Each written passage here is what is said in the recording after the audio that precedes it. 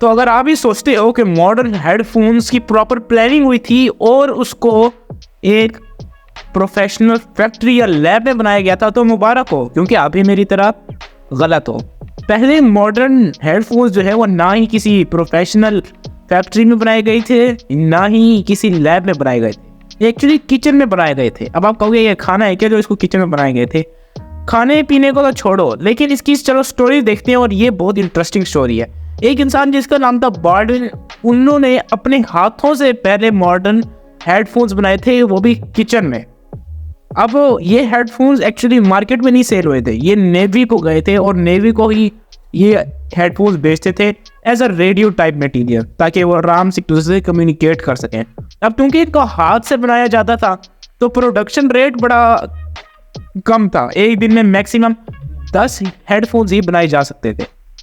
ये कहानी है पहले हेडफोन की। लेकिन अगर हम उससे भी पीछे जाते हैं तो हमें पता चलेगा कि हेडफोन कुछ अजीब ही होते थे। कैसे कि उससे पहले हेडफोन्स का सिर्फ एक ही पीस होता था, यानी आप एक ही ईयर पे लगा के सुन सकते थे, और इस एक ईयर को ही आप खुश हो जाना चाहिए आपको, क्योंकि इस एक ईयर पे लगाने का जो वजन होता था वो 6 से 11 पाउंड्स होता था, जो कि एक्चुअली आपकी शोल्डर पे रख के टेस्टिंग करनी पड़ती थी कि किस तरह की इसके अंदर आवाज़ आती है। यानी कि आपको प्रॉपर वजन उठाना पड़ता था हेडफोन्स को यूज़ करने के लिए। अगर हम आज देखें तो जो हेडफोन्स है उनका एक बहुत मेन पर्पस होता है पोर्टेबिलिटी। कहीं भी आप लेके जा सकते हो, कहीं भी आप लगा के यूज़ कर सकते हो। लेकिन पुराने ज़माने में जब ये बना था हेडफोन, तो पोर्टेबिलिटी किसी मैन्युफैक्चर के लिए कोई मतलब एक बड़ा कंसर्न नहीं था। और चलिए फिर भी इस पोर्टेबिलिटी में ज़रा चलते हैं। 70s यानी 1970s में इसको सिर्फ घर में ही इस्तेमाल किया जाता था, और ये बाकायदा वायर्ड होता था जिसका वज़न 1 से 2 kg तक हो सकता था।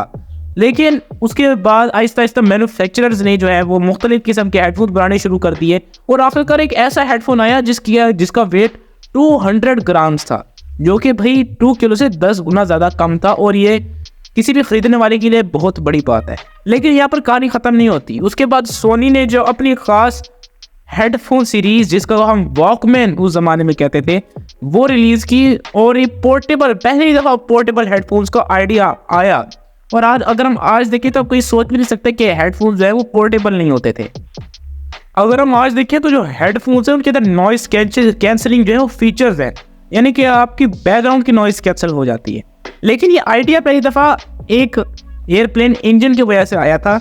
उस फ्लाइट में एक इंसान जिसका नाम था डॉक्टर अमीर बोस, वो ट्रैवल कर रहे थे, और जब वो हेडफोन यूज़ कर रहे थे तो उनको सिर्फ एक ही चीज़ सुनाई दे रही थी, वो थी जो एयरप्लेन है उसके इंजन में होने वाली तबाही, क्यों बाकी कुछ नहीं सुनाई दे रहा था। तो उनको बड़ा awkward फील हुआ, और उन्होंने वहीं पर अपनी नोटबुक निकाल के मुख्तलिफ आइडिया स्केच करना शुरू कर दिए नॉइज़ कैंसलिंग हेडफोन्स के लिए। और मज़े की बात है, जैसे ही एयरप्लेन लैंड हुआ उसी वक्त उनके पास एक प्रॉपर स्केच तैयार था नॉइज़ कैंसलिंग हेडफोन्स का, और वो जाके नॉइज़ कैंसलिंग हेडफोन्स की प्रोडक्शन भी शुरू हो गई। अब आप सोच सकते हैं कि यार एक रेवोल्यूशन कितनी थोड़ी सी देर में एक फ्लाइट में आ जाता है। तो दोस्तों आज हम अपनी वीडियो को यही ख़त्म करेंगे, अगली वीडियो में मिलेंगे, तब तक के लिए बाय।